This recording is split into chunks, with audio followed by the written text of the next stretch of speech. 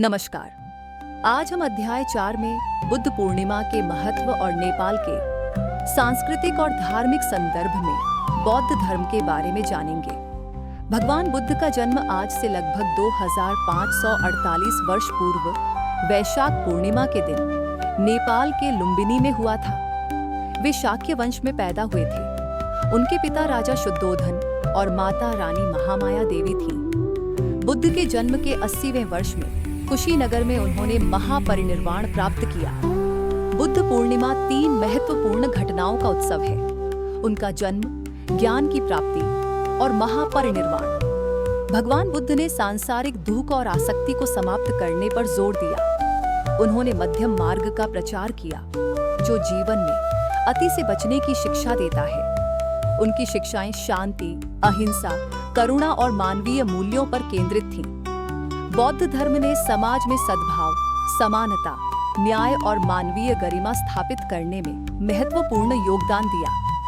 आज बौद्ध धर्म संपूर्ण विश्व में विभिन्न संप्रदायों और परंपराओं के रूप में फैला हुआ है। तिब्बत, चीन, जापान और पश्चिमी देशों में प्रमुख बौद्ध विद्वान और अनुयायी पाए जाते हैं। इस धर्म ने अंतर्राष्ट्रीय स्तर पर वैज्ञानिक और दार्शनिक समझ का प्रसार किया है।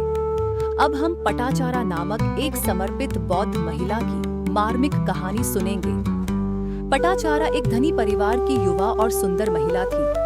अपने माता पिता की इच्छा के विरुद्ध उसने एक सेवक के साथ भागकर विवाह कर लिया।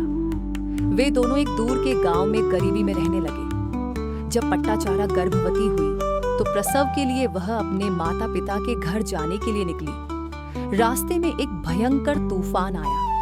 उस तूफान में उसके पति को सांप ने काट लिया और उनकी मृत्यु हो गई। उसके नवजात शिशु को एक बाज उठा ले गया।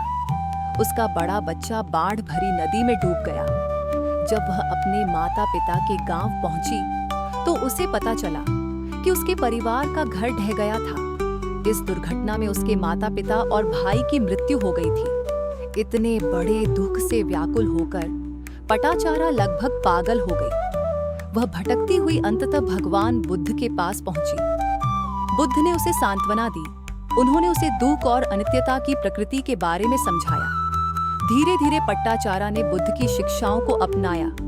वह एक समर्पित अनुयायी बन गई और अंततः आध्यात्मिक मुक्ति प्राप्त की। बुद्ध पूर्णिमा केवल भगवान बुद्ध के जन्म का उत्सव नहीं है। यह उनकी शांति, अहिंसा और आत्मचिंतन की शिक्षाओं का भी प्रतीक है।